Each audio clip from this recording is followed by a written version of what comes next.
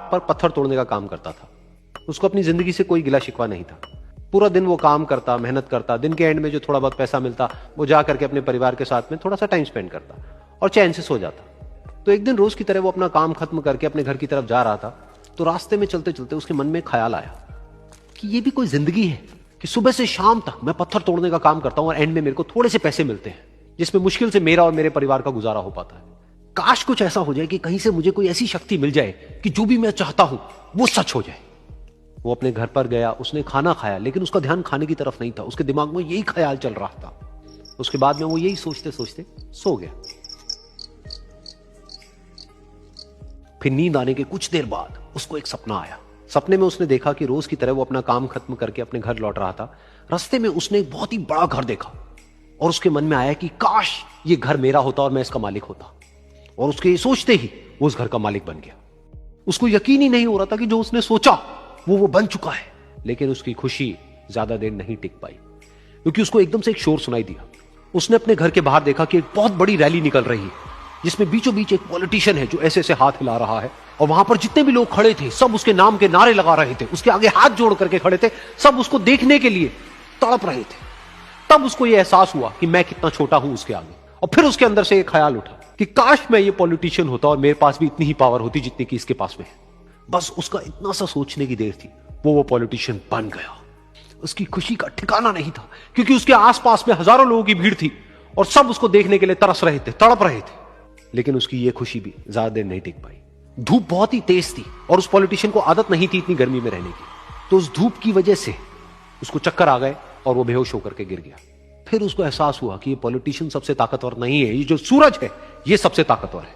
और उसके मन में आया कि काश मैं ये सूरज बन जाऊं तो मेरे आगे कोई नहीं टिक पाएगा।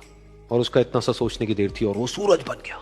और वो खुशी से पागल हो गया, क्योंकि पूरी दुनिया को वो ही रोशन कर रहा था और पूरी दुनिया में ऐसा कोई नहीं था जो कि उसकी रोशनी को रोक सके।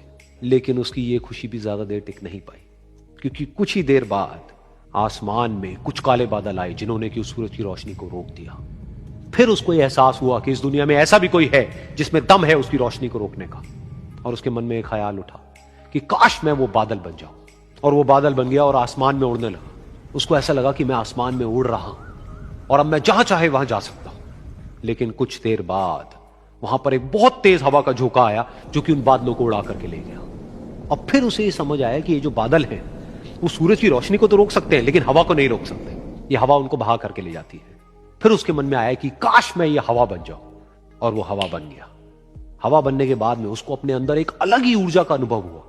वो चाहे तो आराम से बहता और चाहे तो आंधी बन करके, तूफान बन करके, जिसको भी चाहे उड़ा करके ले जाता। उसको ये विश्वास होने ही लगा था कि इस दुनिया में सबसे ज्यादा शक्तिशाली मैं हूं। लेकिन तभी उसके सामने आया एक पहाड़। उसने अपनी पूरी ताकत लगा दी लेकिन उस पहाड़ को वो इतना सा भी नहीं हिला पाया। तब उसको यह एहसास हुआ कि इस दुनिया में कोई है जो हवा से भी ज्यादा शक्तिशाली है, जिसमें दम है उस हवा को रोकने का। फिर उसके मन में आया कि काश मैं ये पहाड़ होता, और वो पहाड़ बन गया। लेकिन हर बार की तरह इस बार भी उसकी खुशी ज्यादा देर तक नहीं टिक पाई। उसको एक जानी पहचानी सी आवाज सुनाई दी और साथ ही साथ उसको दर्द होने लगा, जैसे कि कोई है जो उसको तोड़ रहा है, उसको मार रहा है। तो दर्द से वो चीखने लगा और उसके मन में आया कि काश मैं वो बन जाऊं क्योंकि इस पहाड़ को तोड़ने का दम रखता है। लेकिन इस बार उसकी एक ख्वाहिश पूरी नहीं हुई। वो रोने लगा, चीखने लगा, चिल्लाने लगा। उसने अपनी पूरी जान लगा दी लेकिन इस बार वो नहीं बन पाया।